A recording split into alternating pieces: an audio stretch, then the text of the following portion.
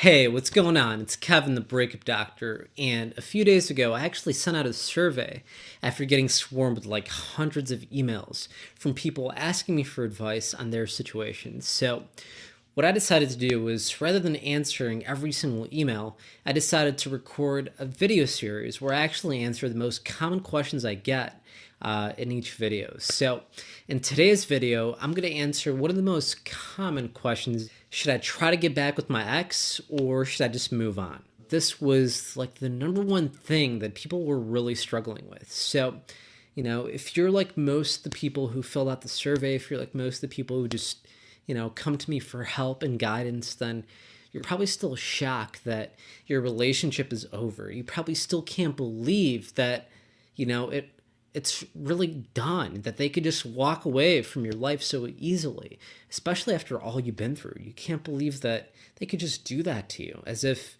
this didn't even mean anything to them, and I totally empathize with what you're feeling and how it can seem so sudden and just unexpected of them just walking out of your life and then turning into this like brick wall that is totally unreceptive to anything you do. Trust me, I've been there way too many times, and it's really hard, and if you're anything like me, then what you've probably tried to do is to get them back, to text them and call them over and over again, to try to get some sort of reason out of them, to try to get some kind of response, to try to work things out, to profess your love for them, to tell them how important they are to you so that you can resolve things and finally get back together again.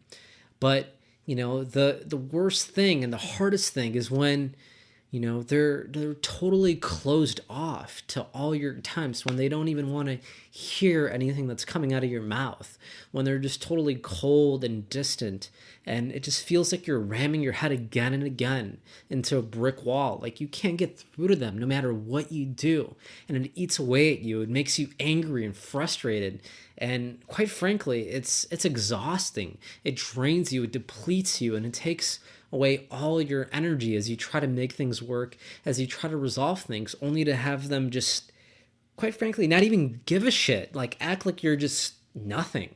And it really screws with your sense of like, like, was that even real? Did, like, it's just, it throws you for a loop because you're not sure if, like, you were even experiencing the same level of depth and connection if they could just treat you that way. So I totally get where you're coming from. You're probably wondering if this is even worth it, or if you should even try to get them back, or if you should just forget about it and move on. And you probably feel confused and conflicted about what you should do. It's like there's a constant battle going on between your head and your heart. Your logic tells you that you should just forget about it and move on because they're being this way. And then your heart tells you that you want nothing more than to just have them in your arms again, to kiss them, to hold them, to love them, and to be with them again, and to get your relationship back to how it used to be. But, there's this tug of war going on, and you don't really know what to do.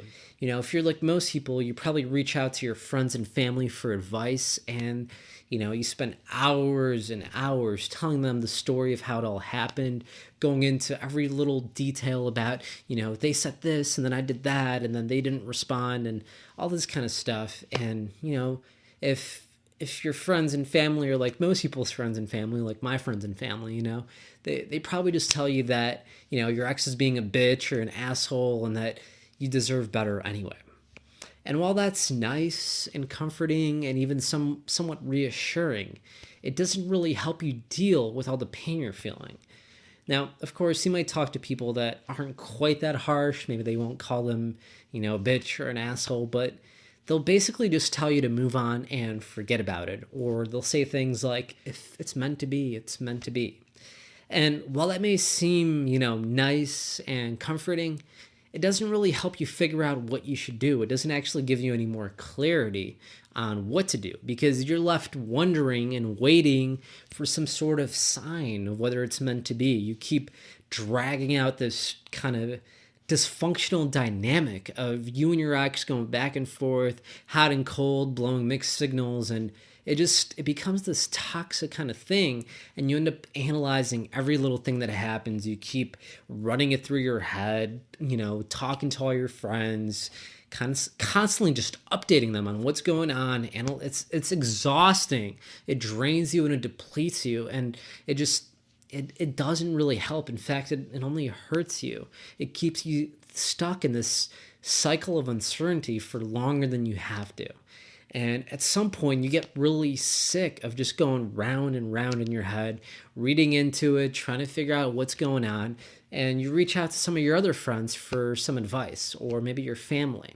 And maybe this time they tell you something else. Maybe they tell you that there's plenty of fish in the sea.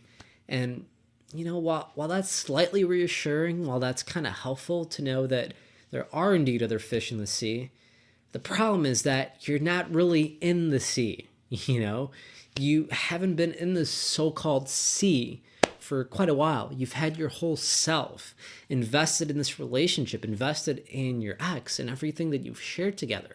So, you're not really in the sea. You're in this like desolate desert where you're all alone and you're hurting, confused and frustrated and unsure and uncertain, and it weighs you down and you don't want to keep dealing with it.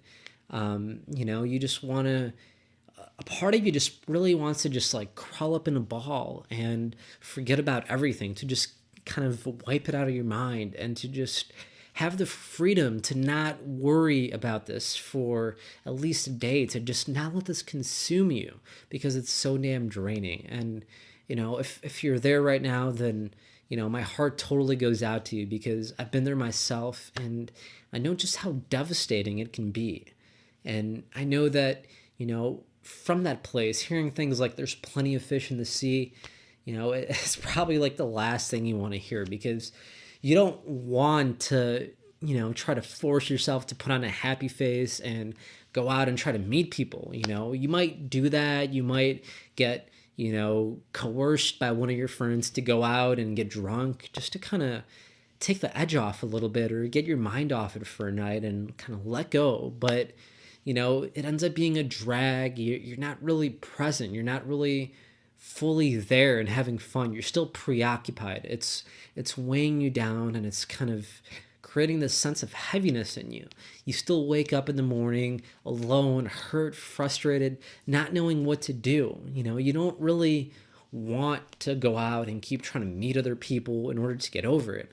All you really want is just another chance with your ex to show them that you've changed, that, you guys can make it work. And I totally get how, this is kind of like the most frustrating thing in the world, is to want to get through to them and to have them just put up these walls that you can't penetrate no matter what you do, to have them be just so closed off. It sucks, and I've been there. So, one day you just get sick of it all. You don't know what to do. You feel lost and hopeless, so nothing you do seems to work. So, you turn online for advice, like most people do for a lot of things these days, and you look for answers, you look for some sort of solution, and you scour the whole internet hoping that you'll find something that'll actually help. Yet, nothing you find really speaks to the pain you're feeling. No one seems to really get what you're feeling. Most people just give you a bunch of generic advice like, oh, just go out with your friends, or work on yourself, or go out to the gym, or, sometimes they'll give you bubblegum advice like, oh, just let yourself sulk at home with a jug of ice cream. Well, needless to say, that doesn't really do anything. It doesn't really help. Yet you keep looking and you keep trying to find something that actually will, only to come across a bunch of generic advice that you already heard from your friends and family. Things like, oh, just give it time. After all, you know what they say, time heals all wounds. Yet, if you're anything like me or the people that come to me for guidance, then you're probably sick of just waiting for time to do something. You're sick of waiting for this thing to just go away or resolve itself on its own. You feel this sense of angst and panic, and you just want to do something to resolve it, to make the pain go away, just anything. You don't want to wait. And I totally get where you're coming from. It sucks to wake up in the morning and have this thing weigh you down, to just feel so heavy by this whole thing, to feel like you're constantly taking one step forward and two steps back, and to feel like there's nothing you can do. But you keep on pressing and searching, looking for advice to actually help you deal with this. And maybe one day you actually stumble upon some advice on how to get your ex back. One of those magic ebooks that promise you to show you some magic blueprint to get your ex back in your arms again. Now, maybe a part of you is really excited because it's what you've been hoping for, it's what you've been wanting. And yet, a part of you is a little bit skeptical because you've already tried so many things and they haven't really worked. So, the last thing you want to do is spend money on some ebook or some course and have it not work, and to really be rejected by your ex again. Because I know how much that sucks. I know how much it is to lay your heart on the line and to reach out to them and not get any sort of response whatsoever. So, I totally get your apprehension there, and I totally get how you might feel a little bit silly having to turn to the internet for advice, or having to buy some sort of program on how to get your ex back. I get that, but I want you to know that there's really no shame in seeking out help on this topic, because we're never really taught this stuff anywhere. We don't learn this in school. We don't learn this from our friends. There's really no formal education on what to do when your ex breaks up with you, or when you lose somebody you love. It's tricky because you get all this conflicting advice everywhere. Your friends are telling you to move on and forget about it. Then you stumble across all this advice online telling you can get them back no matter how hopeless it seems, and even if you're the only one trying. And quite frankly, you don't know who to believe. You don't know what to do. You don't know where to turn. And it's really just weighing you down. And at the end of the day, no one really knows the depth of your relationship. No one really knows what you guys share together. All your friends and family heard was just all the bad times, all the fights, all the stress, all the drama, all the bad things that happen. They don't know about the good times or about the love you shared. And it's unfortunate that sometimes it's been so long since the relationship has actually been good that it's hard for them to even remember that. It's hard for you to remember that. It's hard for you to even think about anything but all the stress and drama. And it gets hard to know what to do, because your emotions are driving everything, and they're sending all these mixed signals, and one day you feel like this, then another day you feel like that, and it's exhausting. So what I want to do is I want to give you something that will help you get clarity on whether you should move on or forget about it, whether you should step up and try harder, or whether you should just ditch it and move on. I do have to say that I can't really tell you what you should do without actually speaking with you one-on-one and getting to know a little bit more about your relationship. But what I can do is I can share some valuable lessons that I've learned from working with thousands of people for over the past 10 years, specifically centered around this particular issue. There's lots of relationship coaches or even counselors and therapists that focus on a lot of different things. But for the past 10 years, I've been focusing exclusively on relationship breakups. Now, that's not to say that I don't do a lot of other stuff. People come to me for a lot of different things as well. But the majority of my practice as the breakup doctor is focused on helping people survive a breakup and either repair their relationship or rebuild themselves after a broken relationship. So, I want to share you some lessons that I think will really, really help you. But before I do, just got to make a quick disclaimer is that, if you're in a physically or emotionally abusive relationship, go out and get professional help. That's serious stuff. It's not meant to be taken lightly. It's nothing to joke about. Go get help. Okay? All right. So now that we got that stuff out of the way, basically, I recommend, unless you're in an emotionally or physically abusive relationship, is to give it at least one more shot. Why? Because you can always say screw it. You can always throw it away. You can always say, forget about it. They want nothing to do with me. They don't want to work on this. I'm just moving on. But that way you can actually do it while feeling confident about your decision, knowing that you at least tried. Otherwise, you're just going to live with regret. You'll keep second guessing yourself. You'll keep wondering if you did the right thing. And, it's just not going to be a very easy split. I've had so many clients that have driven themselves nuts trying to figure out, oh, what if I did this, or what if I said that, or, I just figured out this thing that I was doing to kind of sabotage the relationship, and now that I've learned it, I can go back and fix it. So I don't want you to get caught up in all those thoughts and regrets and worries and concerns. So it's best to exhaust all your options now. That way, even if it doesn't work out, at least you'll know. At least you'll know with some sense of confidence and certainty that you did give it all you could, and that you've chosen to move on, and it's the right choice.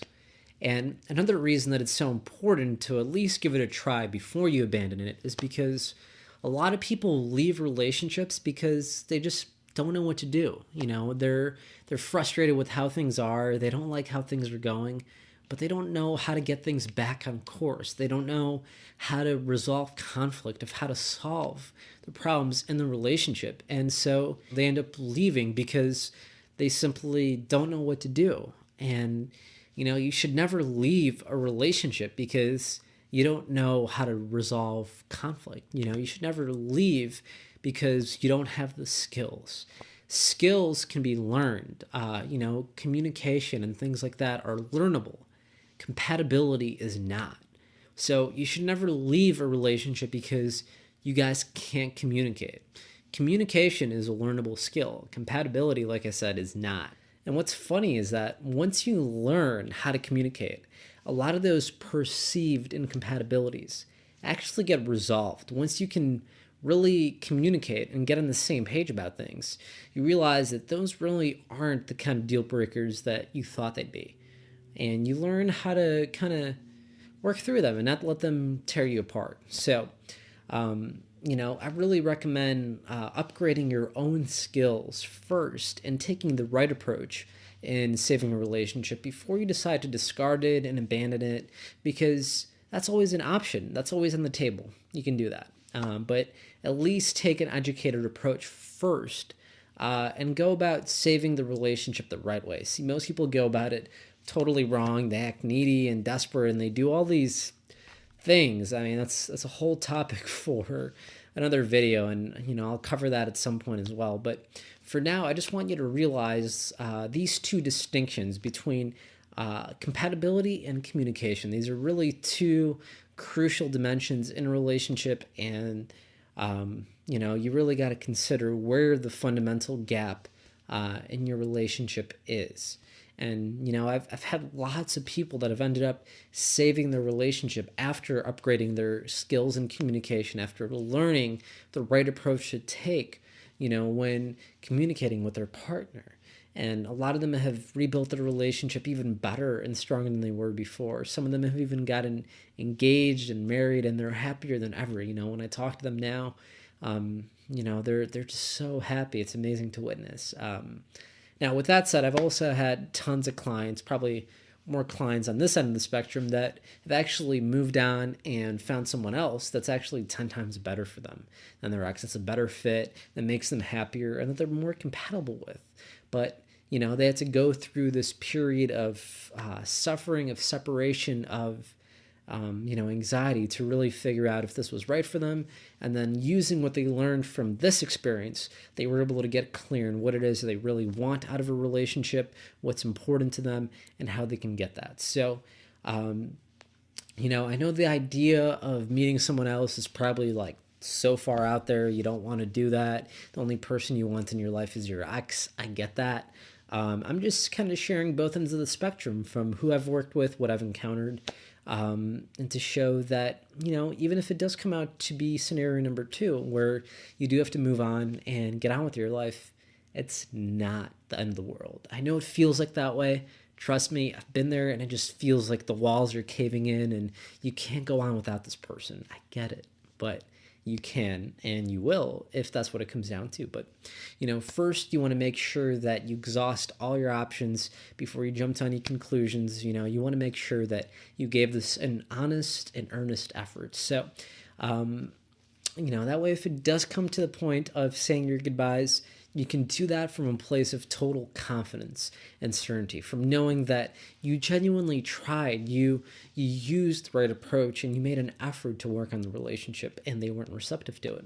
It'll make it easier for you to move on that way, instead of beating yourself up, wondering, maybe I should have done this or that. So I'll go ahead and share some of those best approaches in my next video, so that you can kind of get an idea of the right way to respond and the wrong way to respond. And I'll show you exactly how to handle a breakup so that you actually have a chance of getting your ex back. See, most people go about saving a relationship totally wrong. They just act on impulse. They do things that feel natural and intuitive to them, and these things end up pushing their ex away even further without even realizing it. They push them away, they make them lose attraction, respect, and a lot of these things.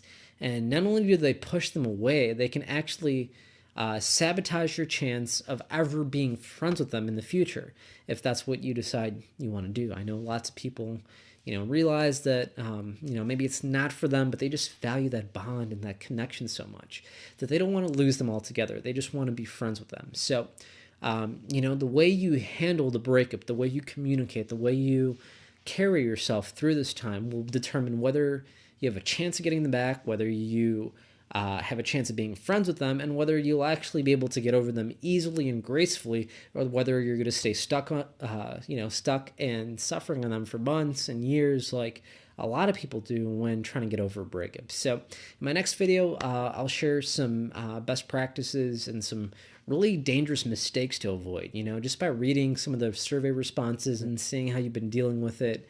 Kind of up to date, I can see a lot of these dangerous mistakes already happening, and I'll be sure to address them in my next video so that you don't do anything that pushes them away without even knowing it, because I know that's not what you want, but it's a little bit counterintuitive.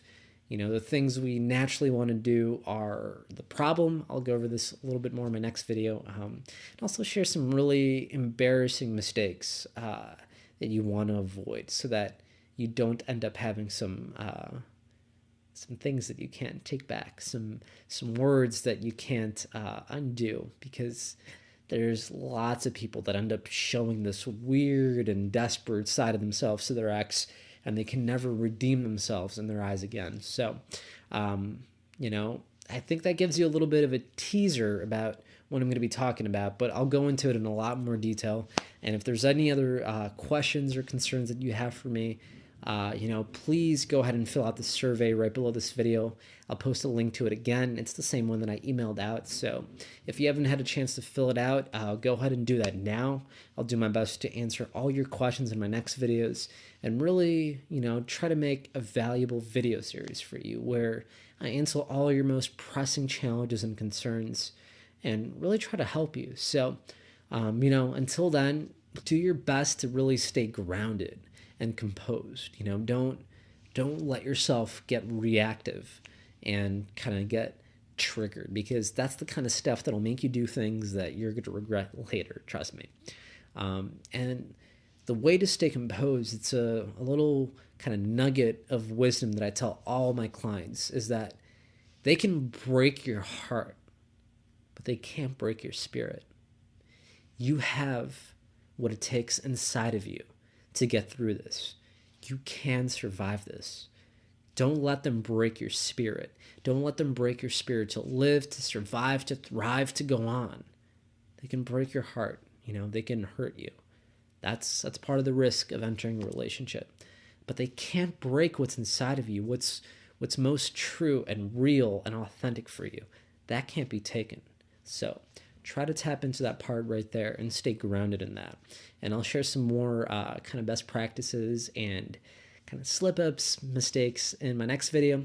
Until then, go ahead and fill out that survey like I said. If this video has helped you, please leave me a comment below. I love reading all your comments. I love hearing how this stuff has impacted you and how it's helped you, what what kind of doors it's opened, how it's how it's benefiting you. It's why I do this, is to be able to contribute, to give back, and to make a difference in your life. So if this has impacted you, please leave me a comment and let me know.